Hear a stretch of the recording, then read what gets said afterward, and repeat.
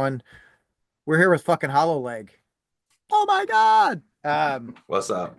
They've got a new album coming out June 13th. It's kind of a double EP thing. So EPs were Dust and Echoes being released as a single album, and that experience is something for you to enjoy.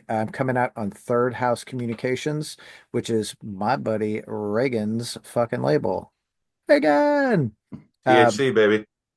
hell yeah. So who was he talking? He was talking to someone and they were like, "Oh, THC," and he's like, "Are you fucking kidding me? I really did that. Didn't even like think about it. Like, I thought that was intentional.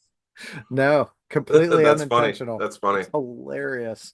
Reagan's such a good dude. I'm really excited for that release. He's had some really killer releases come on. Finally getting involved with Reagan has been great because I know he's been following the band for a number of years too. So Dude, he's loved you guys for so fucking long, and he's like, "Oh my God, I get to do Hollow Leg." I'm that's like, so great. It's so great. That's We're awesome. so appreciative. And, anytime we have a chance to connect with people that have been with the band for a number of years, it's a really great thing because, we're a, smaller band that's been around for a number of years and have done other bands and things. So like people have kind of kept up with all of us through our other bands and just sort of followed us into this band. So it's been cool.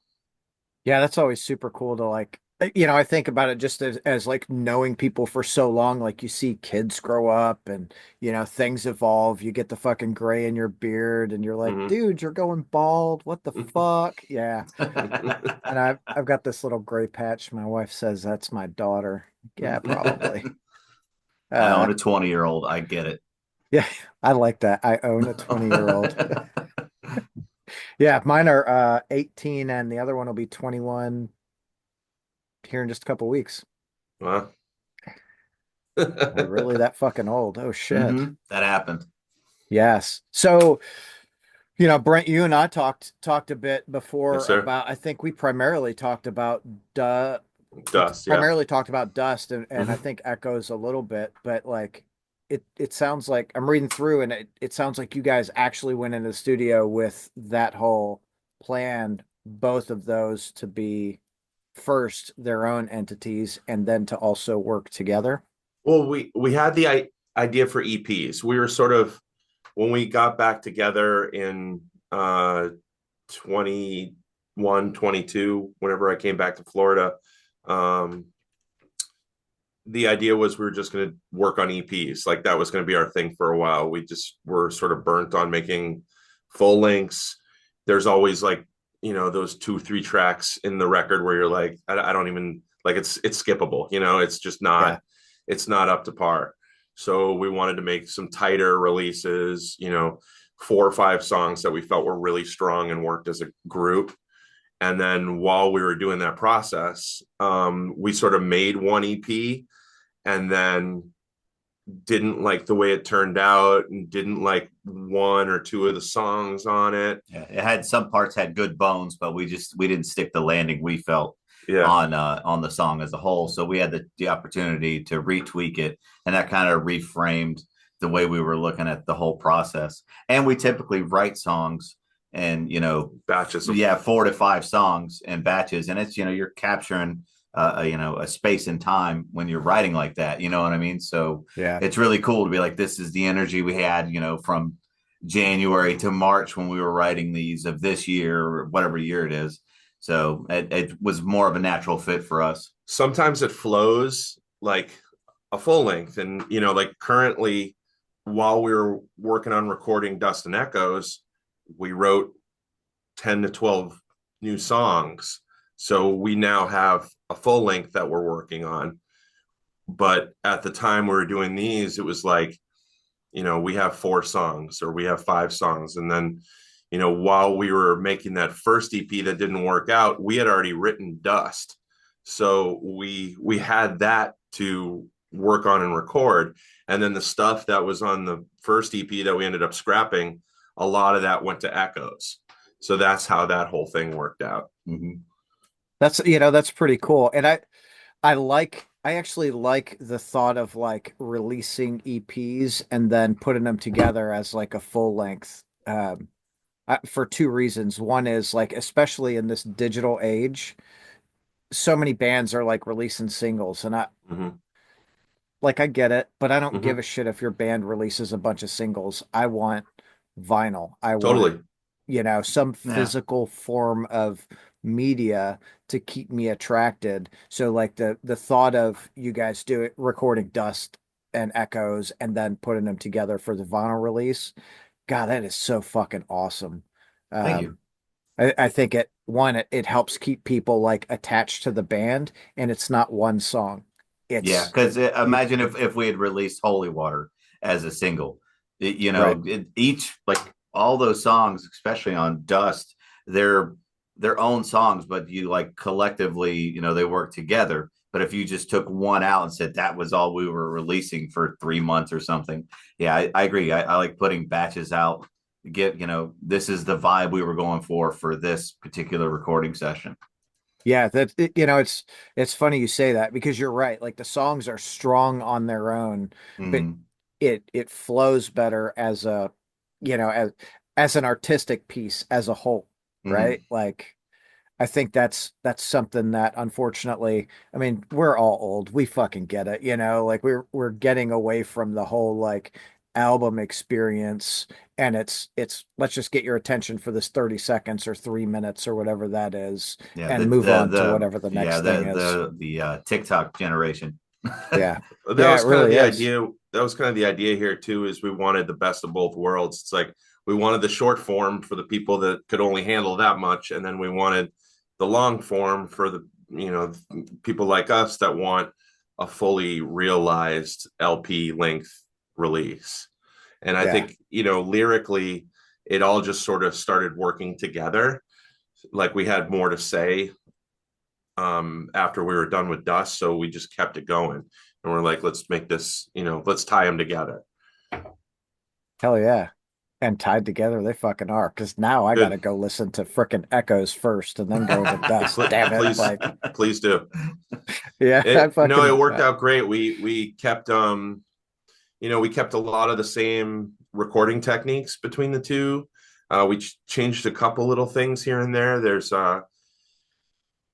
Dust has more guitar tracks than Echoes does, which I don't even think comes across in the final mix. I think there's enough layers on Echoes with all the affected guitars and everything that it doesn't fall flat from what Dust has. But there are more guitar tracks on Dust, and we use different drum kits on the two recordings. Yeah, But completely different. between Scotty's engineering and Zeus's mixing and mastering, I think they tied together really well. So yeah, keeping those guys, the same team doing the production on both made it a little easier. Yeah, and if I'm not mistaken, we let Zeus know in advance that, Yeah, hey, this is the this is the intention. plan. Yeah, is to do Dust, have him mix it. We're working on Echoes, and have him mix that as well, and have them, have a thread to connect to each other to make sure that they were, somewhat homogenized so it could sound, good as a full as a length whole. LP. Yeah. Yeah, that's super cool. It's good to go into it with that like plan because you can like lay it out. Like here is what we're doing. How did that work like with like the different drum sets? Like was it hard to like match sounds or at least get it to where you guys wanted in the mix prior to like mastering and all that? No, I don't think so. I think Zeus did a great job with that, and Scott, our singer slash engineer. Um, you know, the first kit was like a DW 4 piece with a 20-inch kick drum.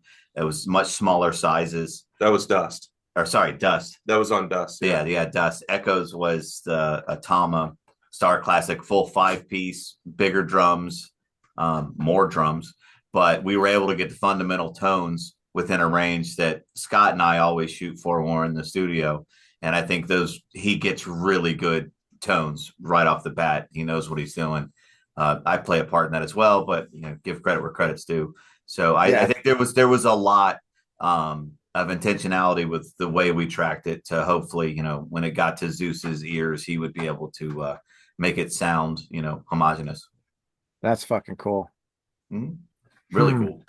Yeah, now I've really got to pay attention to the drums a little bit more because I'm like, I want to see what I can hear. Like I was listening to it to, obviously for the full effect, which, Mhm. I think the mixes are really well. Sometimes you hear an album and it's like, oh, that instrument or that vocal's just a little out of it. Maybe most people don't notice it, but Well, when you the do it fact all that the fucking time, I think the fact that Zeus is such a pro too, like, um, made it easier because I think if we had had anybody of lesser experience or quality, it might not have been so seamless.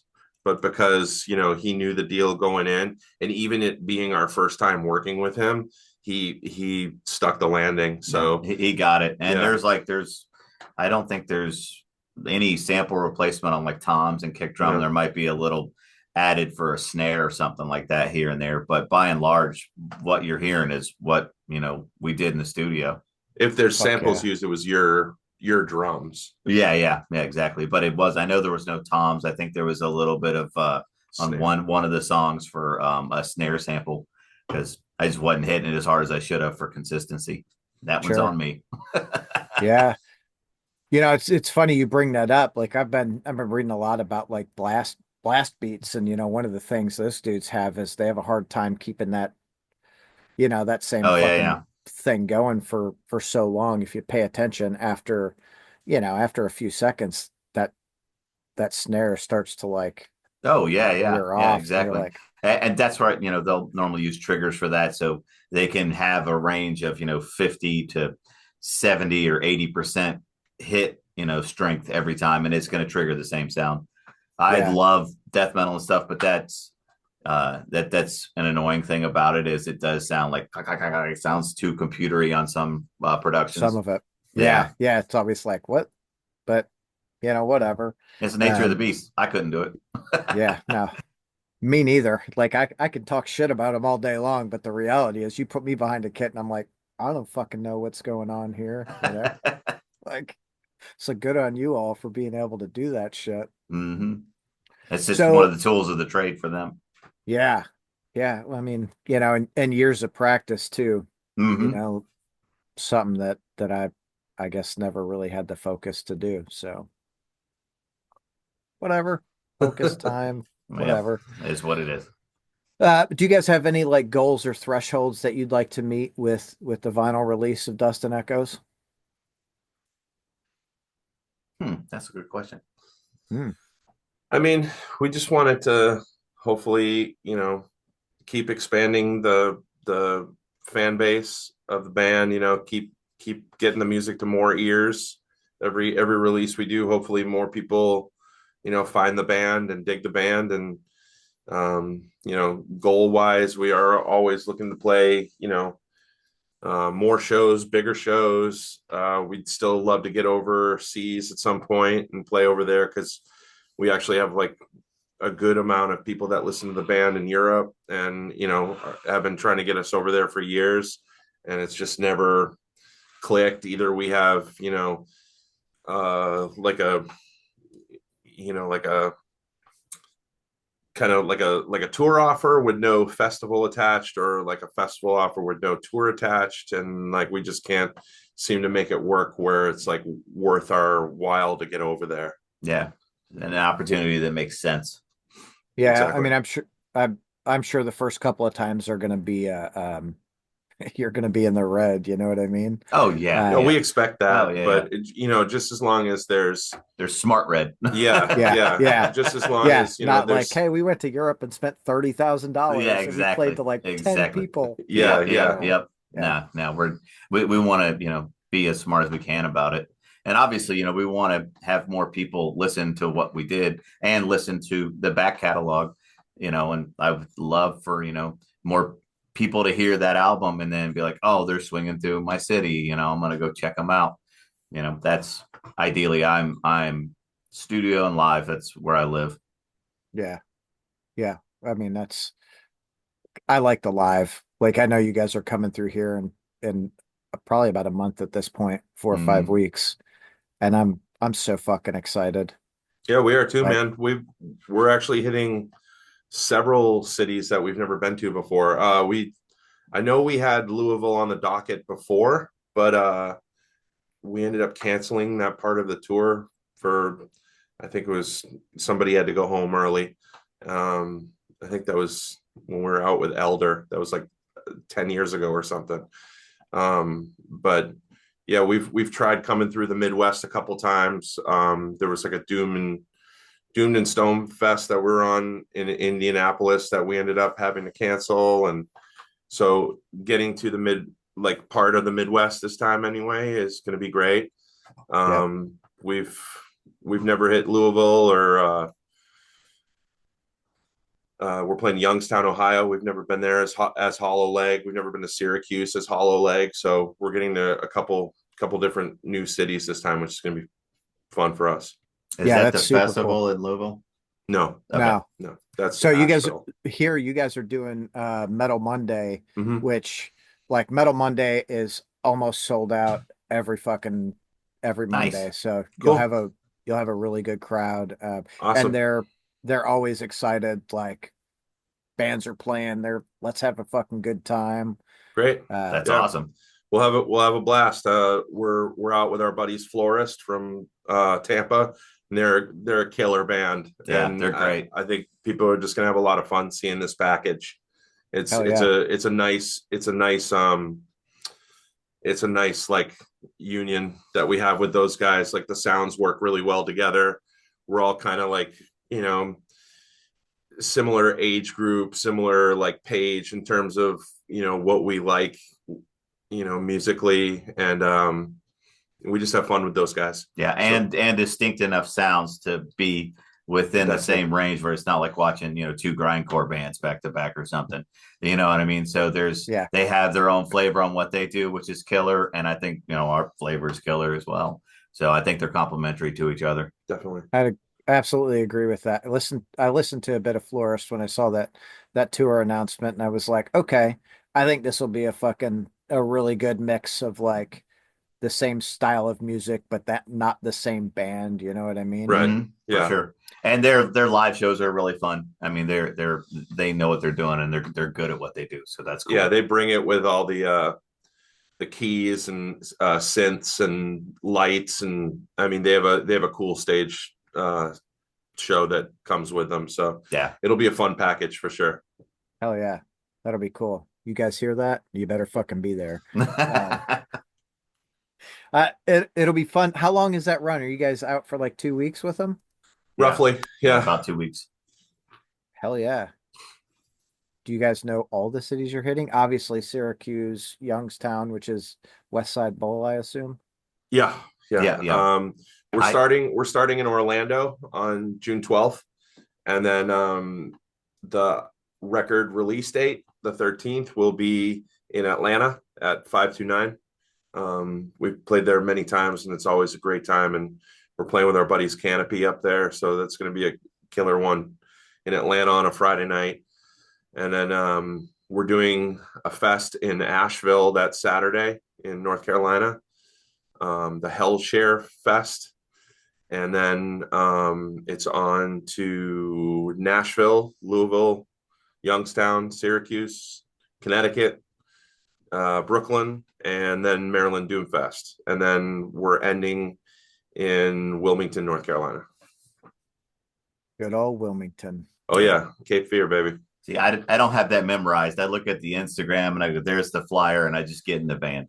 So I spent enough time booking the yeah, motherfucker that like I got it down. I got it committed to memory. Yeah. It's committed. He's got it all mapped out. Like we're gonna take fucking I-80 to I-70 to 24 and Yeah. Now, here shortly, I will be looking at hotel rooms along the route and picking out where we want to stay. That's where I jump in, but he does the heavy lifting on the front end. That's for sure.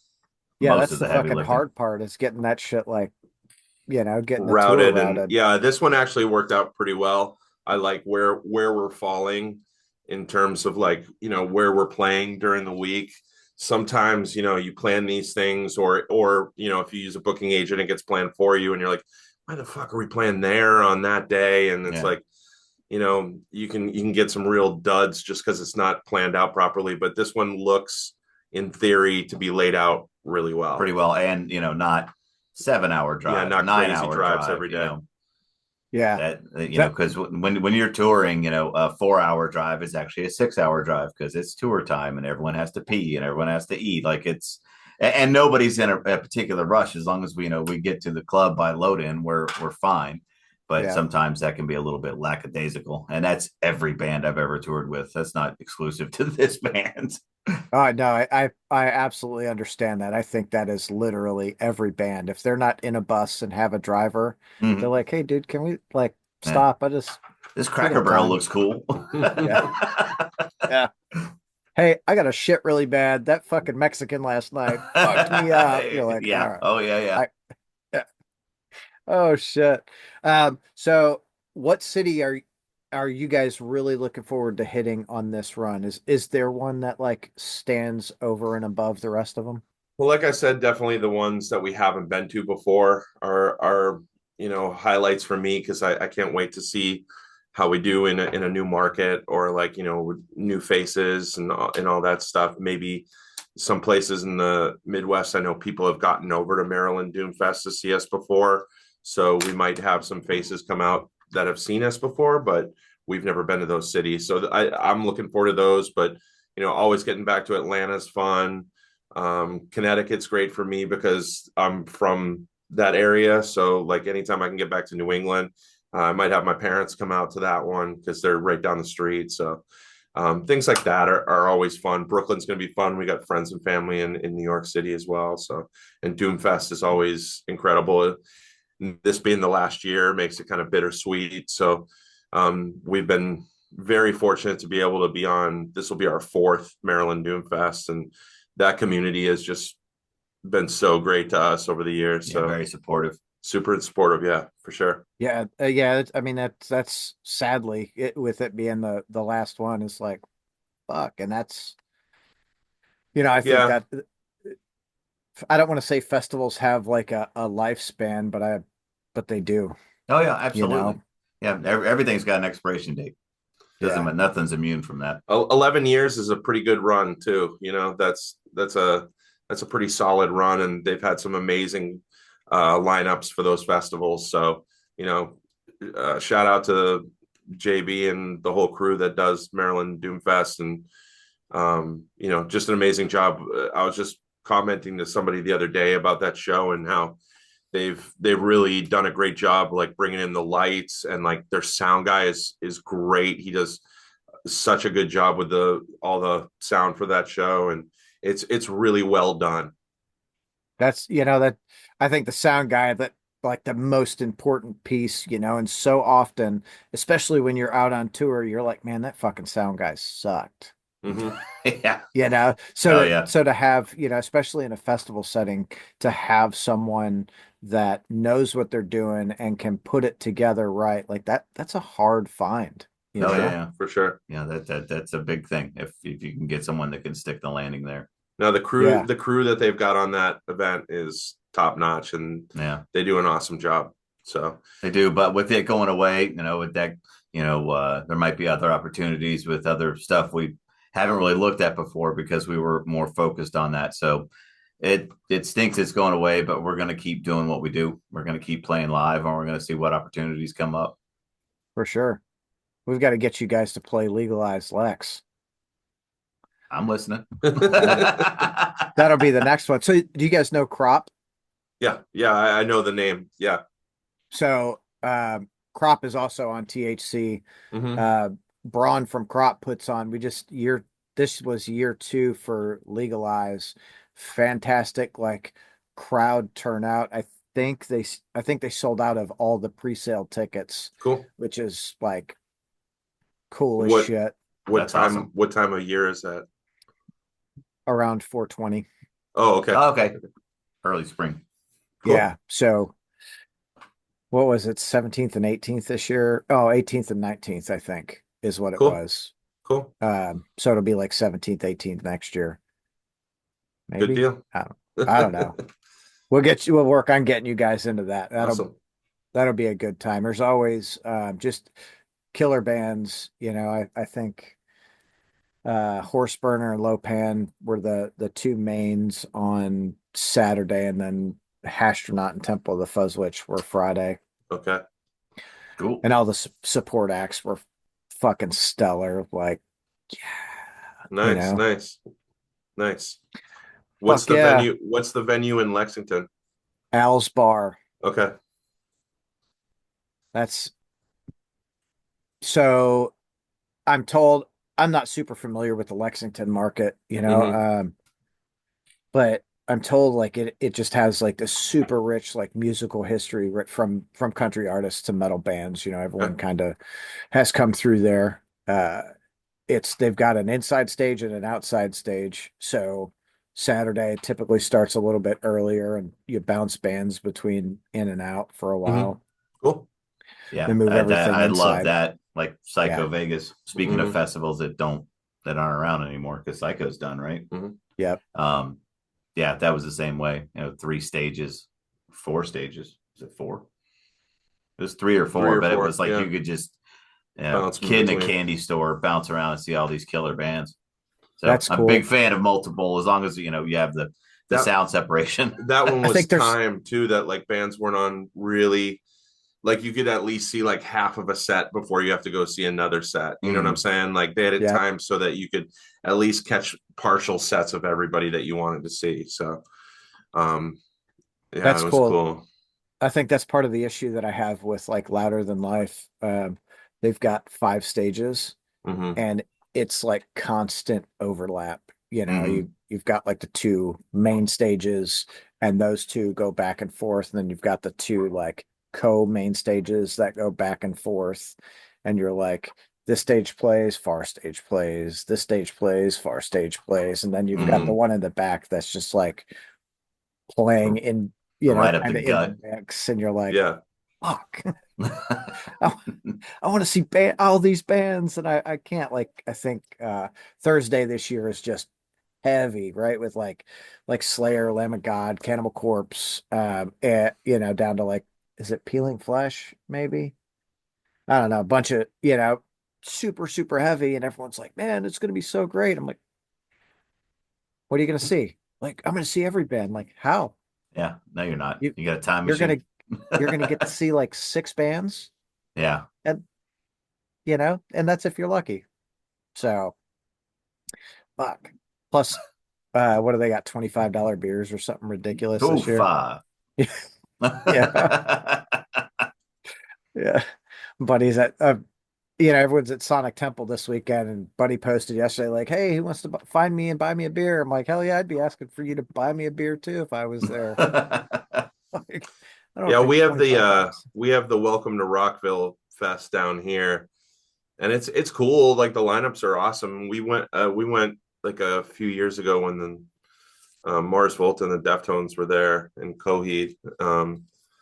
But it kind of, they're great festivals, but it kind of sucks because these bands only come through for that. For the So festivals. like we Yeah, don't really get a whole lot of bands coming to like House of Blues or anything like that anymore, because they're all doing the festival in May, and then or May or June, whenever Yeah, it's late Rockville May. is. I think it's It's like coming next. up in like I a think it's couple like weeks. next week or I something. think it's next week. Yeah, Yeah, we don't get like as many of the House of Blues shows anymore because they're all doing the festival, and it's like Yeah.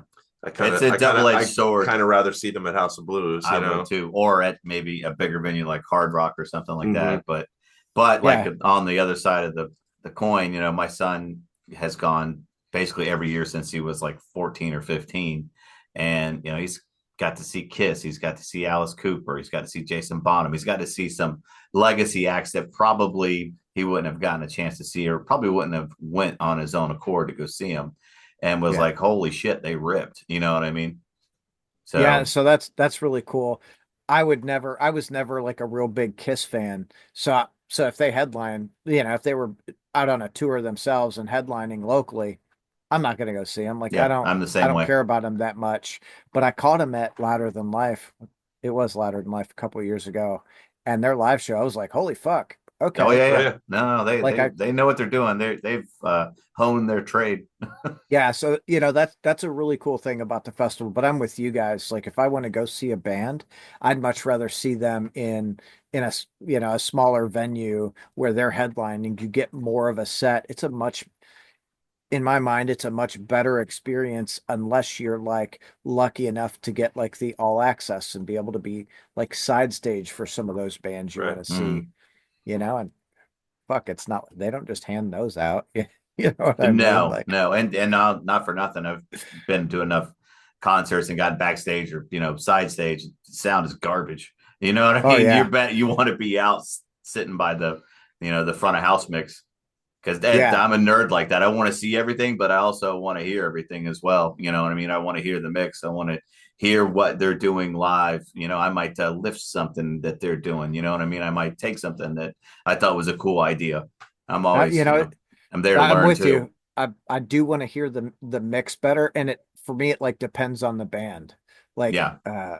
last year, I'm not a big Disturbed fan, and Mm, they know what they're doing and they do a great job at it. It's just not my thing. mm, But I caught their live show and I was side stage for it, and I didn't really care about the music, but I wanted to watch them like perform and see the audience interaction. And from that side was super fucking cool to see like how they interacted together and to Hmm. see yeah, that yeah, energy going back. I was just like, okay, yeah. You get to see how the like I get it. sausage is made, so to speak.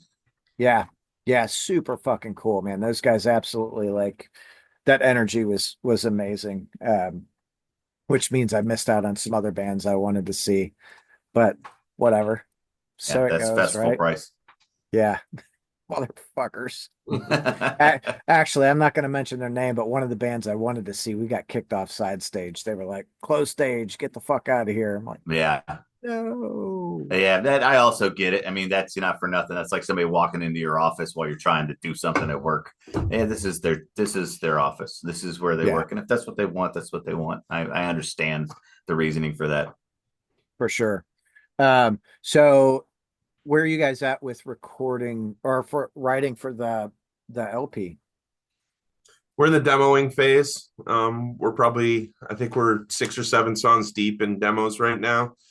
John and I this is the room we're in right now is kind of our writing space. This is John's house, and we do the bulk of we live really close to each other, and then Scotty and Tom live closer to our main studio. So we kind of all meet there for rehearsals and for, our, quote unquote real recording. But John's got a great setup here that we can work on writing songs, just the two of us in kind of like an easier, situation where we're just sort of working out parts, and then we'll bring it to the whole band and, rework it then as a group, and or kick it to the curb, or say, hey, it's fine or whatever. Yeah, But and we can record here. yeah. The studios, our main studio is like an hour away from here. So if we can, he's 10 minutes from my house. So if we can get together and just practice for 2 or 3 hours on, hey, just this one part of a new idea we were working on, and then we could track it here, send it to the guys, and then, hey, listen, this is what's coming up. What we want to bring to next practice, and then everyone's kind of in the loop as which way we're going. They can listen to it, make notes. Like he said, he could say, hey, I don't like this, I like this, and they can tweak it. It's just a more efficient way of doing things. So we kind of Yeah. have our own working versions of the songs that we do here, and then we'll go to the studio, and his drums are already set up in the drum room there, mic'd up and ready to record. So we'll kind of get like an official demo version at the studio that Scotty can work his vocals off of.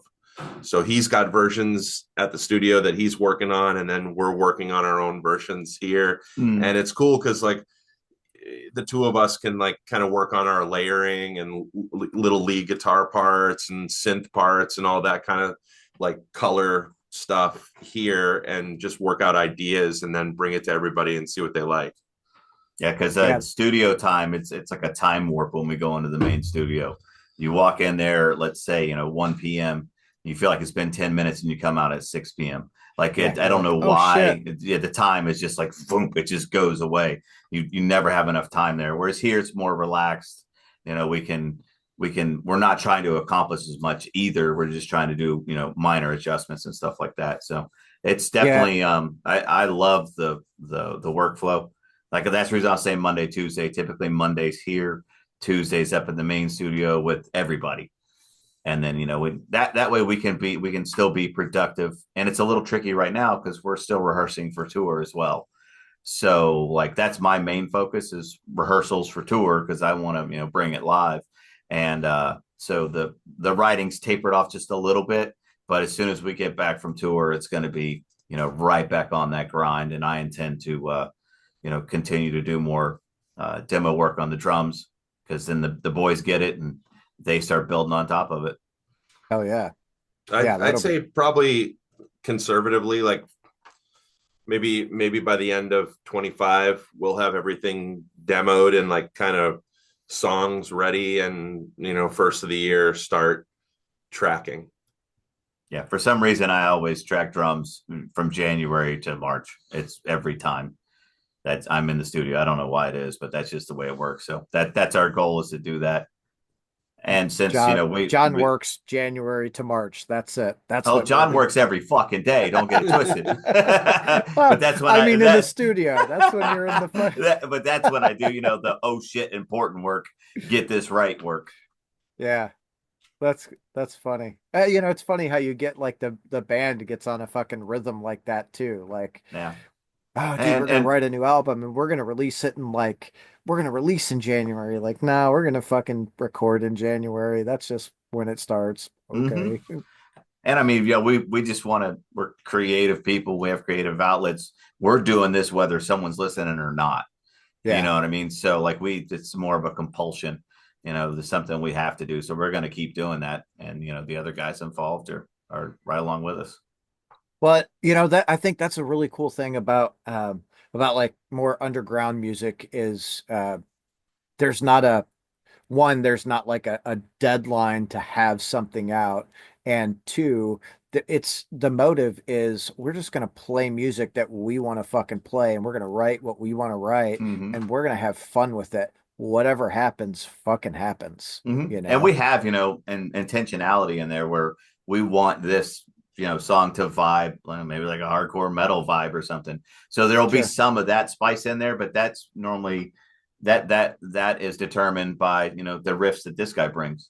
You know what I mean? If he brings something and I'm hearing like a hardcore vibe or a laid back stoner groove vibe or something like that, and then we'll build upon that. That's also kind of the reason why this worked out as two EPs too, because if I'm writing in groups and like I come up with a batch of songs that have like a connective tissue, um that's I kind of want to like leave it at that and then move on to the next thing. You know what I'm saying? So like if I write 4 or 5 songs and they all have kind of a connective thread, and then I start writing some stuff that feels totally different, I'm going to want to put it in like a new batch and not Yeah. try to like mix and match too much and have it be, because we've jumbled some stuff in the past and it hasn't worked out so well for us. So we want to try to like tighten it up and like make it as concise as possible. So And the new when you jumbled it up, did it feel like when you listened to it, we were like, oh, that just doesn't seem genuine or authentic, like we changed it too much from what it that fucking I don't embryo. think it's that. I think what he's talking about is more like the whole vibe of the pieces we're working on. So if it's a full length album, there's maybe the seventh and eighth of 10 songs. Just they didn't work in that area, or they could have been Yeah. tweaked a little bit. And it's stuff that most people probably won't even hear, but it's what we hear and it's what we love. So we want to put the best thing out there. You know what I mean? And most people probably won't be like, oh, I don't think those two songs go together. It's that type of stuff. I could use the Civilizations LP as like an example because for us it made sense at the time we were making it to put some of the stuff in the middle of the record that we put in there that might have just been on like a different vibe than the other stuff. And like there's an acoustic song in the middle, and then there's a song that's like track 5 or 6 that we called intro, and that seemed to be like a big deal to people that we did that. But intro So also was started side B, did it not? it did. Yeah. If you have the vinyl, intro is the side B starter, and it was also our opening song we played live. So like if it did make sense in context, but if you just saw the layout for that one record, you'd be like, why is intro in the middle of the record? In the middle of the record. It was because it was the intro to B side. Again, we're old nerds. We write A B, Right. and that's Yeah. going back to 2019 when that was released. I think that's a really cool thing too, is like how older bands write music versus like how newer bands do, you know, because they think like when I listen to this record, how is it gonna flow? I know side A has, you know, 23 and a half minutes, so that's where we're gonna be. And then side B, same thing, 23 and a half minutes. So we've got to make it flow like that. That's funny. Well, that's one of those songs too that like that was a working title that we just never changed.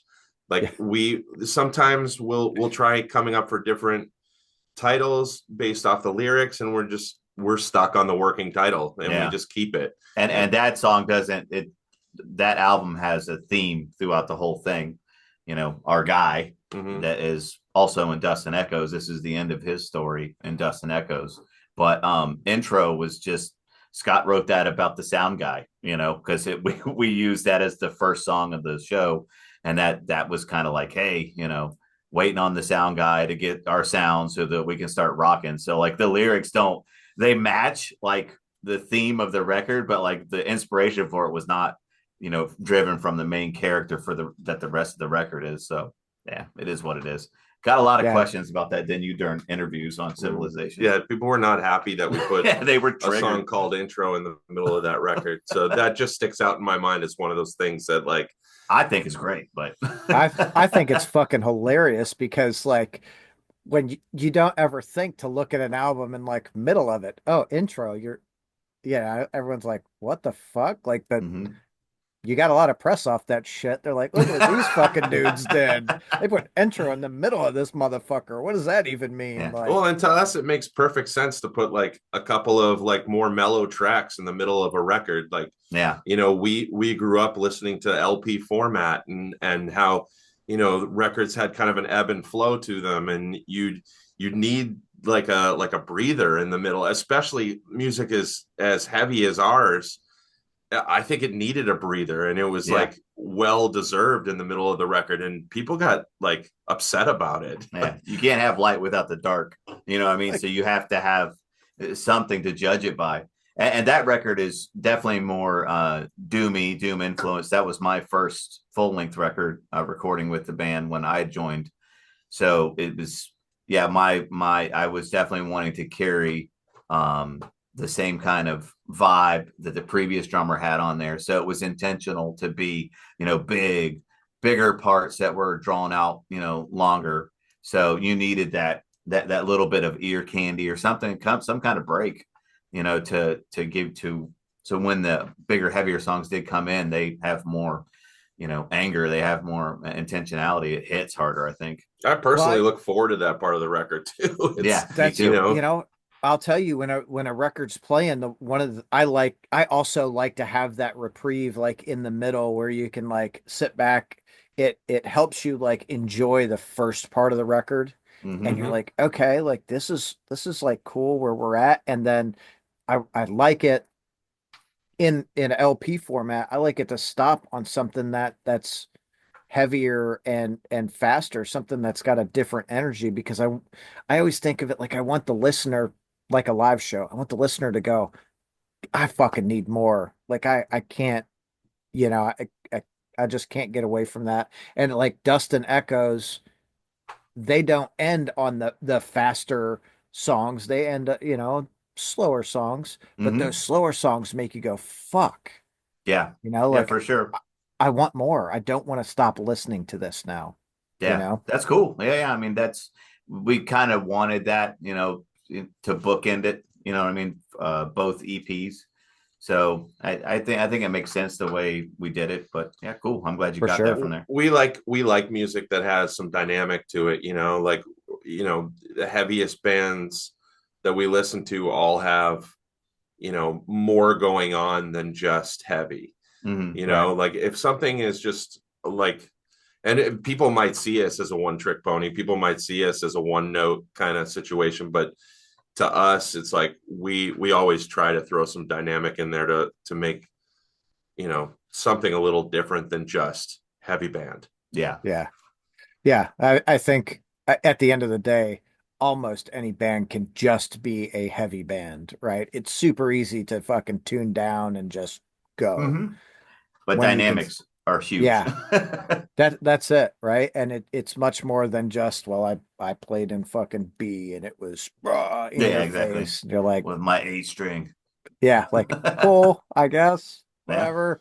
Um, and that Context. one thing I like about, about you guys is that mix. It's heavy, but it changes. It's not AC/DC, the same fucking song for 50 years, which is they're great at what they do, but Absolutely.